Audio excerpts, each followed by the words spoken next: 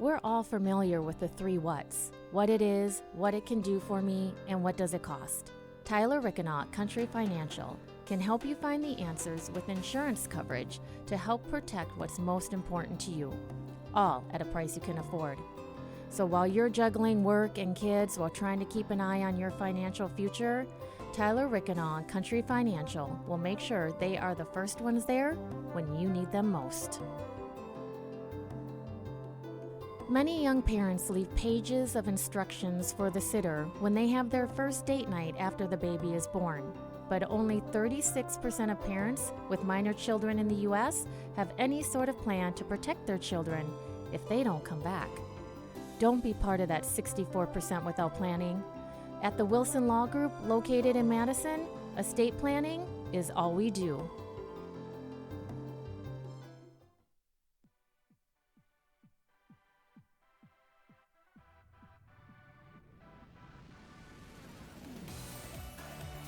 Fostering deeper relationships, influencing behavior change, developing resilience. You're about to start winning. Here is your host, Christine Bright. Welcome to Parenting Game. I am so glad you are here. My guests today are Mike and Sabrina Raber, a father and daughter duo who have built a business around teaching families about financial literacy.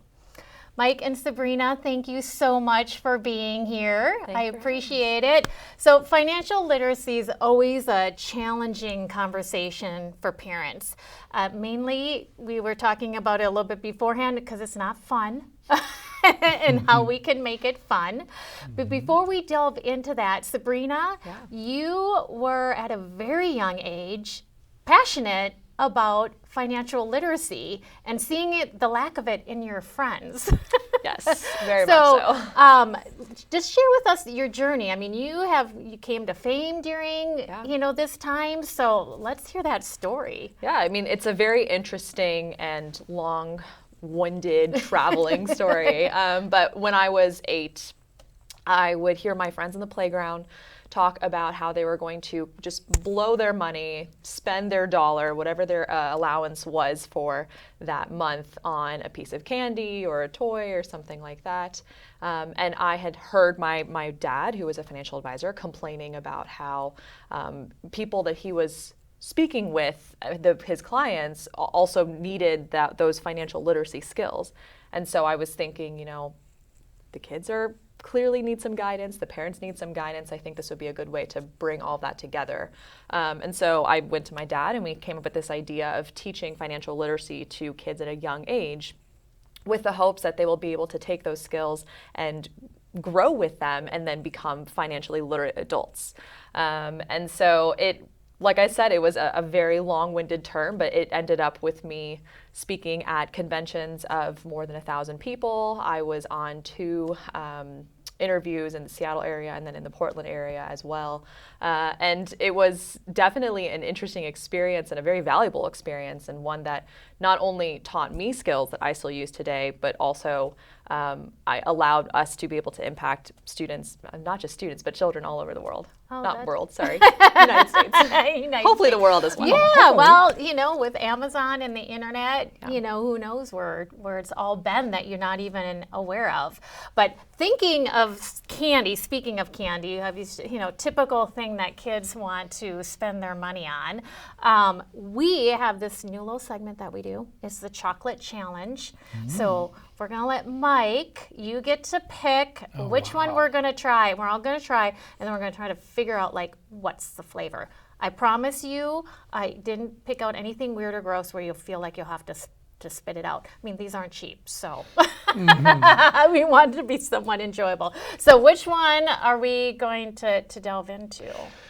Wow, they all look so good, but I would have to say that this looks like the most intriguing of them all. There's multiple aspects to it. It has some little fun stuff on it. We'll see if everybody gets a piece of that. I don't want to touch all the pieces here. Okay. You guys split. I get the big piece. I'm the host, That's fair. Okay, it looks good. All right, go ahead and grab. And I'll try. See if we can figure out. Definitely a dark chocolate. Mm-hmm. What are you guys getting? Ginger, turmeric. You got a good palate going on. I didn't pick up the ginger. Mm-hmm. Okay, let me see if I can find that. Oh, I don't go with cherry, but it seems too simple. okay. It is lemongrass and ginger. Ooh. Very good. Okay, that was a lovely one. Mm-hmm. The last one I had a little saffron in it. Ooh. That was, I mean, it wasn't bad. It wasn't overpowering, but I'm like, I don't think my chocolate's supposed to be spicy. I had a little trouble getting over that. So, favorite candy as a kid? Mine is gummy bears. Still kind of is a go-to for me for gummy bears. Got any favorites? Yeah, I'm a chocolate person in general, so I still am a big fan of the Twix candies, but as a kid, now I think I've kind of grown into the Reese's foray, or those Lindt truffles. Yeah, Yeah, our palates have. my guilty pleasure. What's your For me, it go-to was in the candy round world? chocolates. It's hard to find them anymore, but they were round, and there was like sugar, hardened sugar on the top. Looked like almost like a snowflake. And there's something that always seemed like Christmassy, nonpareils. magical about them. That you'd bite into the chocolate and you'd have the sugar on the top. Yeah. Were those stuff. called nonpareils? I'm not sure. I couldn't. Could tell be. you. Yeah, the little. Well, I'm gonna have to do some googling Yeah. now. So we know as kids that's where a lot of the money goes is either to candy or to toys. And we thank you for sharing your story and your passion for financial literacy. And as you said, you came to Dad, and you guys started working together on getting the word out. How did that come to be? I mean, I know that you've gotten in front of when you were young, so you've grown up a lot. So we do need, to share the book. You have grown up quite a bit from you were 8, I believe, when this came out, but the book is still available. I read through it. It is lovely, very easy to follow, just coincides with parents learning alongside their kids how to be more financially literate. But share with us the steps. You go to Dad and you're like, hey, my friends don't know how to spend their money right.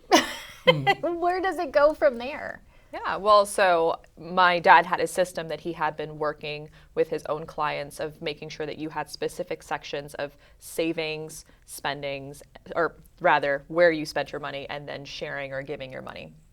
And so we kind of took that concept and then adapted it for kids because they don't have to pay rent, they don't have to pay bills. So the amount of money that kids can save versus spend is going to be a little bit more, a little bit higher in that saving category. So for us, rather than the 70-20-10 model or something you may have heard where 70 is the amount of money that you would spend because of bills and so on and so forth, and you want to put aside 20% in your savings for like a nest egg. For kids, we structured that as a 50-40-10. So that meant that 50% of the money you would save, 40% you would spend, and 10% you would share, or tithe or give, or however that worked. And this was essentially, we took this, we went to YMCAs, we went to other businesses. At one point, we went to a business coaching company that was working on coaching real estate agents and being better business people. And we went to them and we said, you have kids, let's talk to your real estate agents about how they can better serve their kids and then their clients' kids. So that it really grew kind of from there. And then most of the conventions I spoke at were actually for adults, which is a very unique place to be when you're 9 or 10 years old and you're talking with adults, and it's definitely a bit scary. But yeah, so we took those and worked with this particular company to kind of have this piggy bank where we had 3 different sections, the spending, saving, and sharing. And we found that having separate compartments was helpful for kids to be able to visualize where their money was going. Absolutely. And frankly, easy for me as an adult as well, right? I have my separate accounts that I kind of keep everything in. But that's kind of how we built that, if you want to elaborate. Yeah. Yeah, I mean, very much so. And then we also found that there was a register that came along with So it. you brought that. So Yeah, let's which- show the bank. So the bank is Great. So you can find, we don't know where this is at. This one's an old one, but it does break apart. So there's probably versions. Get on Amazon and Google. But it's color coded. So they really, there's a lot of visual pieces to that, and then breaks down each section, which is super helpful. I mean, we know it's even helpful as adults, as we said, to see our different accounts. Put it all in one account, you don't know, so having those broken out and labeled. And then you had, did you bring the ledger, or is this a ledger? Yeah, this or is type of ledger. Type of ledger. So basically what it does is it breaks it up into spending, saving, and sharing. Okay. So that the goal is, let's say a child wants to buy a bike, and a bike is $100, or even a smaller thing, like let's say a $10 toy of some sort. And they know that they can only save, or they can only spend a portion of that. So when they get their allowance, so they do odd jobs, they get money, whatever that is, they put the money in here. So let's say it's $1 as an example, and they're going to follow the 10, 50, 40 scenario. Then they watch the 40 that they can spend add up, and they now attach this to their jars or envelopes as their goal-setting guide, so to speak. And then once they reach that point where they now can buy the bike, they then take this with them, the piece of the spend portion, to wherever the bike is or the bank, and buy the bike or buy the book. And it gives them a way of not only track their money, track their savings, but it also gives them that goal setting piece, that they see this live goal come into flourishing. And with little kids, just like adults, when a little kid, they realize the power of setting a goal, there's so many other life lessons that evolve from that, which it's fun to watch. Yeah, absolutely. And I do like the part, so many things have gone online now. I find that there is value of writing it down, having this visual out there, not that you have to go log in and get into whatever low financial program that you get online, that it's much more powerful when every night when they go to bed, they see that in front of their face. So, old schooling it, it can be really, really helpful when you're teaching the financial, literacy piece. I think it's much more powerful when you're writing and you just see it all the time. You don't have to take that extra step. Yeah. And the habit too. Like both Sabrina and her sister's in grad school now, and when she was an undergrad, she had a budget. She had an Excel spreadsheet that showed her money that went into books, tuition, all of that put together. So when she graduated, she knew exactly how much her student loans were. She was able to pay them off. She has a plan all the way through grad school to allow her to, in essence, graduate debt-free. And I know, okay, I want to stop there for a minute, because I know that is probably for a lot of parents watching right now. Because the mentality has been, oh, you're going to have wait until you get a good job, then put the plan in place to pay off these loans. And what you're sharing is you guys work together, and that plan is in effect now. Yeah, build it into the process, build it into the experience, and then it makes it fun. It's like making that game out of it. That you know you're going to have these expenses anyway. So rather than have them be a stressful part of your life, school is stressful enough. Let's at least make the money part fun. That is brilliant. Well, and I mean, I learned all that myself when I was a kid. I wanted to purchase a nicer level flute than what I had. I'm a flute player. And it was $3,000. And at the time when I was in 8th grade, $3,000 was a lot of money, right? And I didn't have a job. I mean, yes, it is for sure. And I didn't have a job, but I had to find like ways to have odd jobs. I think I did piano tutoring. I also played piano, and just like using those skills that we were teaching, and that I had also learned through teaching in a way, use those skills to buy myself a $3,000 flute. It took me a year to save that money. Fast forward, going through college, same thing, found ways to, one, prioritize my finances. So I chose the school that was the best for me, but I also chose the school that offered me the most money, and recognizing how important your financial well-being is as an adult. So then with both my undergraduate degree and my graduate degree, I now no longer have student loans. And I actually paid them off, I think, 1 or 2 years after I graduated from grad school. And then in more than that as well, like I'm currently planning a wedding, and my fiance and I, we sit down every single month and we say, this is how much we need to save in order to have this goal of what it is that we want to have. This is what our budget is. This is how much money is going into our bills. Is there anything we can do to kind of buffer that savings zone a little bit to make it so we can achieve those goals? And for me, that comes second nature. It's really easy to me.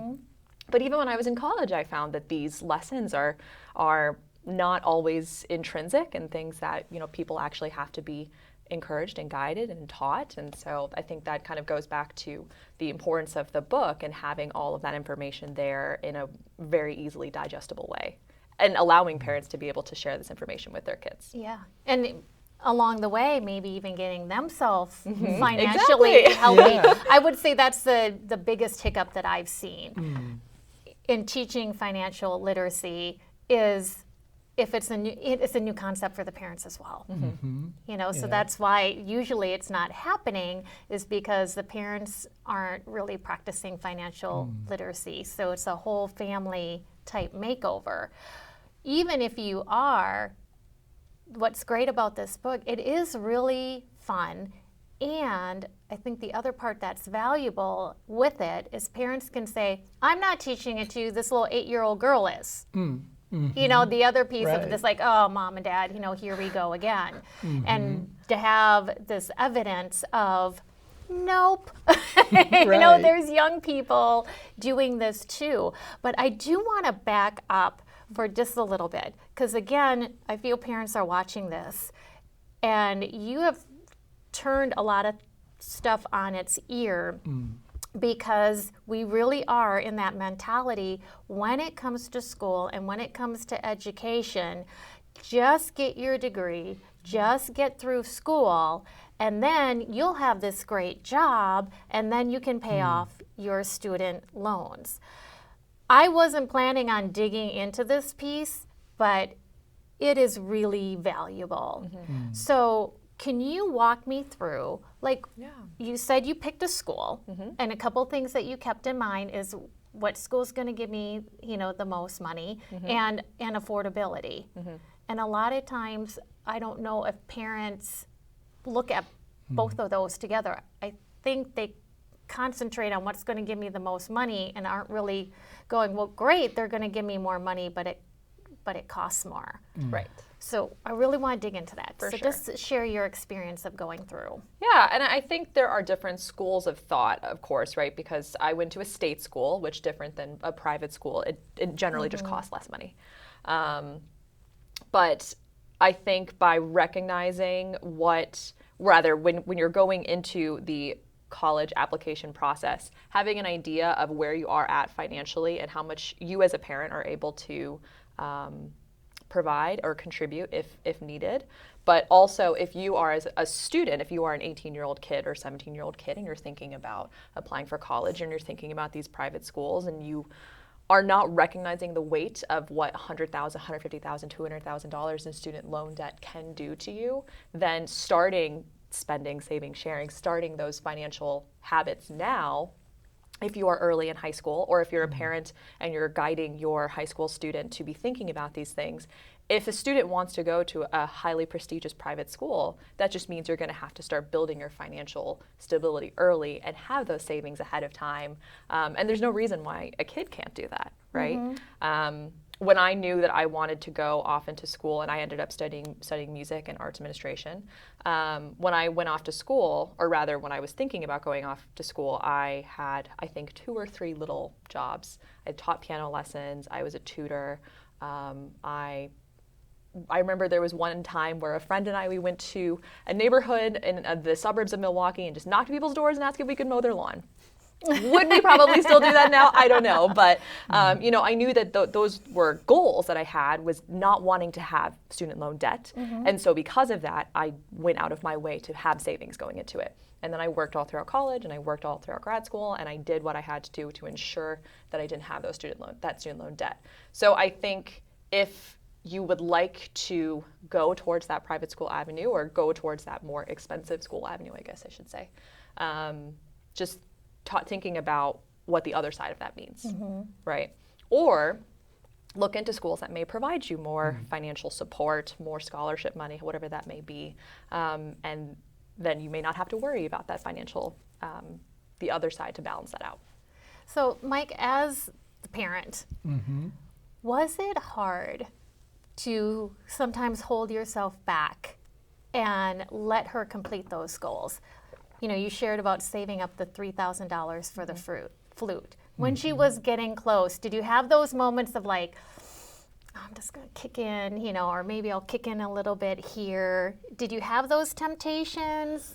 I did at times, still do. Yeah. And they're adults. But what I would tell myself, and I would tell them, is go as far as you can. And being an entrepreneur, a business person myself, I knew that there were things that they could help me do in the business, as an example. So if they had a goal and they were $100 short, I would say, think about something that you can do within my business to help me, and I'll pay you, and that will make up the $100. Get to that point first. 'Cause I wanted them to have accountability and ownership of the process.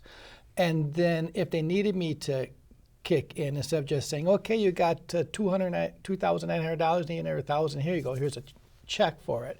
It's like, okay, cool, you can do that. In fact, one of the things that Sabrina used to do is I would send out notes to people, and she would put the return address label and stamp and stuff on the envelope, and I'd get back at 9:30 at night, and the last thing I wanted to do would be write 10 notes. And I'd walk in, look down at the desk, and there would be these neatly stacked notes with the little sticky note that says, okay, Dad, I did my job, now you do yours. I was like, oh, I guess I'm writing notes. It added accountability that kids are great. And then that camaraderie, right? Right. And building relationship of like, we're working towards this together. I'm not just that person who's constantly giving you a handout. Right. You know, really built that confidence piece in you, that perseverance, the grit. Right. That all goes in with that. When you're a kid and you're earning money, it's obviously very exciting, but I think it kind of teaches you how much money is worth, if that makes sense, Absolutely. but also how much your time is worth. And so that's a whole other conversation we could but that's something that I think a lot about now, is just the idea that like, if I work really hard for something, there will be a reward at the end of it. And that reward, we were talking about goal setting, like that doesn't have to be just financial, right? Absolutely. I know that if I go to the gym 5 times a week and I continue to lift this one weight, it will make me then stronger. Like that kind of if-then attitude that I learned as a result of something very tangible of, if you do this thing and you get money, you can buy something out of it, or you can save it for something in the future that you may want to do. So it is a much broader idea than just like, let me teach my kid how to save money, or let me make sure they're not buying the next Xbox without and just spending their entire allowance. Or like, spending it all on much bigger than candy. that. Right, exactly. Wait till you get invited to a show, you get it for free. Exactly. And better candy. And better candy. So real briefly, I do want to just touch on, father and daughter duo, and the book, Parenting Makes Sense, which is still available. Great book.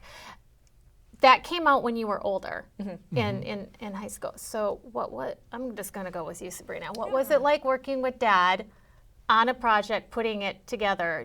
Was there conflict? I mean, we want the down and dirty here on this show. No, I mean, actually, like my dad and I have a really great relationship in general, but a great working relationship. And a lot of that started with the fact that we went into business together when I was 8. Like, of course, like we had that trust and camaraderie there. But honestly, the book is just a lot of the concepts that we were working on, that we were teaching. And then we just distilled it into words.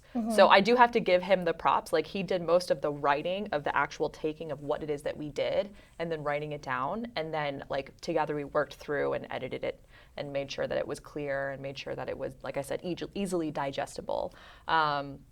So in that sense, and of course, because I had college applications and high school was busy, I was a state swimmer, like all of these things. But I don't think we ever had, if anything, the only conflict was, Sabrina, can you finish your intro? We need to send it to the publisher. And that was really good. Nice. So are you still collaborating on the financial? I know you've really taken it to the next level. This is solely what you do as an entrepreneur, is working with businesses and learning that financial piece with, or teaching that financial piece to business owners. Are you guys still doing some collaborative stuff? Yeah, and I'm a firm believer that when I have a client, they come to me with a complex question and they're looking for an answer. I tell them, you have a child. How old is your child? 5, 6, 7. Go ask your child and then come back and let me know what your child told you, and then we'll figure out the adult version to make your child's idea work. Because kids get things at a much simpler thing. And so even into this day, if I'm working on a complex thing in a business, I'll bring it and bounce it off of Sabrina because she gives me an outside, a younger, but also an outside perspective on it that I don't see because I'm caught up in the messy in the middle process. Or I'll send a post out on Facebook and I'll get a text 2 minutes later, Dad, you need to change such and such. That's spelled wrong. Like, oh, okay. So even when I think she's not there, she's still somehow looking over my shoulder. Always. Oh, that's lovely. No, I think it's cool because like when I was a kid, you know, I was the one with all the big ideas and the focus and wanting to do all these things. And my dad kind of helped guide me to make those things happen. And now it's switched in a sense of like my dad has these big ideas and things that he's doing and wants to get done. And now I'm kind of the behind the shadows person, just like offering the guidance when I can, as best I can, of course. Like I don't have all the experience in the world to do that, but yeah. So I mean, it's cool. Like it's nice that we sort of And work it's together. really great to see too, because typically, you know, that financial piece is somebody our age, older. It's so lovely and refreshing to see someone your age, Yeah. you know, really grabbing hold of this financial literacy and, you know, seeing how important it is and just continuing to incorporate it into their life. So we're coming to the end, and before we wrap up, I would like you to share with us books that on the financial literacy piece that were really helpful or that you enjoyed. We'll have Sabrina share. Yeah, so actually my book is not quite geared towards financial literacy, but as you will notice as I tell you more about it, as you can see, I'm a big believer in teaching young people, but especially young girls, how to be strong women and strong adults and capable people and able to achieve their goals. And so my fiance has a niece who is 6 or 7. I think she's 7 now. She just had a birthday.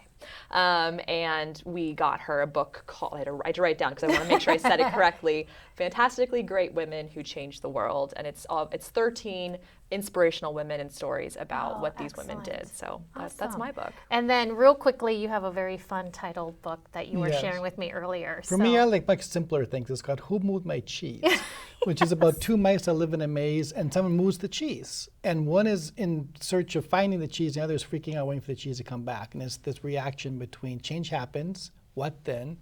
And how do we embrace change, or do we become fearful of it and stay in our little maze and not go out and find the cheese? Oh my gosh, I love asking my guests for recommendations, but my pile is growing. I'm just going to have to take a week and hold down and just read all these recommendations I've been getting. Thank you so much for being on the show, sharing your story, Parenting That Makes Sense. Excellent book. Great job, you guys, putting that together. I appreciate you guys so much. Yeah, thank you for Same having us. here. Thank you for tuning into the Parenting Game, and we are on Facebook and Instagram. We're all familiar with the 3 whats: what it is, what it can do for me, and what does it cost. Tyler Rickenaut, Country Financial, can help you find the answers with insurance coverage to help protect what's most important to you, all at a price you can afford. So while you're juggling work and kids while trying to keep an eye on your financial future, Tyler Rickenaut, Country Financial will make sure they are the first ones there when you need them most. Many young parents leave pages of instructions for the sitter when they have their first date night after the baby is born. But only 36% of parents with minor children in the U.S. have any sort of plan to protect their children if they don't come back. Don't be part of that 64% without planning. At the Wilson Law Group, located in Madison, estate planning is all we do. Thank you for watching The Parenting Game. All episodes of The Parenting Game are available on demand at sunprairiemediacenter.com.